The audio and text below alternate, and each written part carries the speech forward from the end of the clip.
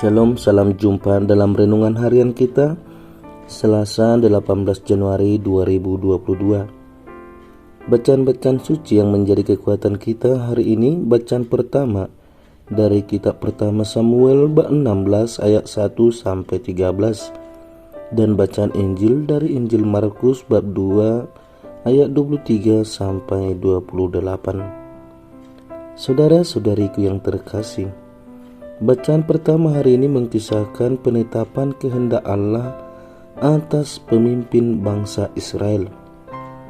Bangsa Israel tidak dibiarkan Tuhan tanpa pemimpin atau gembala. Penetapan atas kehendak Allah ini mau menegaskan bahwa Allah yang berkuasa dan tahu apa yang terbaik untuk bangsa pilihannya. Dari kisah ini kita boleh mengambil beberapa poin permenungan.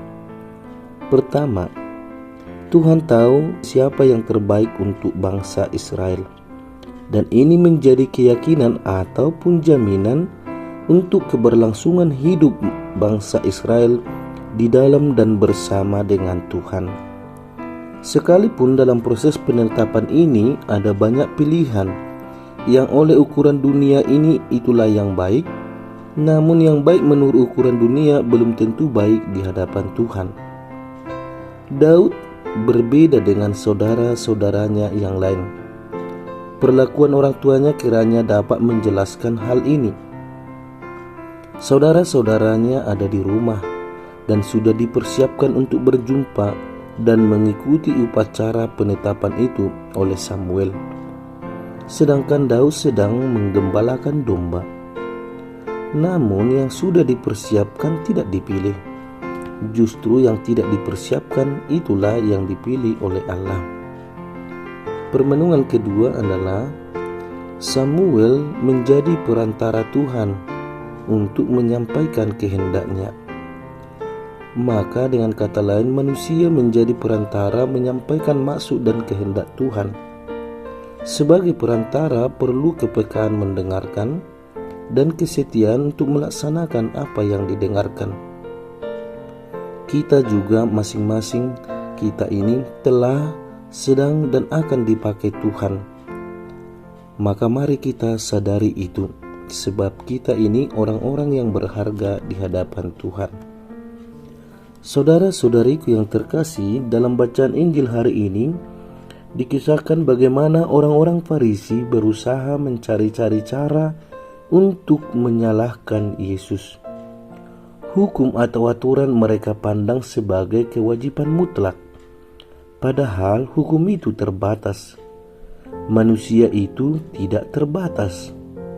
Maka logikanya, bagaimana mungkin yang terbatas menjadi patokan untuk yang tidak terbatas? Sebenarnya pikiran mereka menjadi sempit karena mereka terganggu dan terancam karena kehadiran Yesus. Mereka takut ditinggalkan oleh orang banyak dan memilih percaya kepada Yesus. Hukum itu penting, tapi bukan segala-galanya.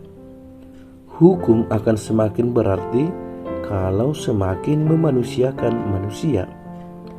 Maka dalam perjalanan hidup kita masing-masing, semoga kita semakin bijak dan memiliki keutamaan-keutamaan atas sisi-sisi kemanusiaan, sehingga kita bisa dengan cepat hadir menjadi berkat bagi banyak orang atau saudara-saudari kita yang membutuhkannya. Akhirnya, saudara-saudariku yang terkasih, mari kita mau dituntun Tuhan, mari kita mau juga menjadi pelaksana kehendak Tuhan, agar semakin banyak orang yang berada di dalam Tuhan. Shalom, Tuhan memberkati. Amin.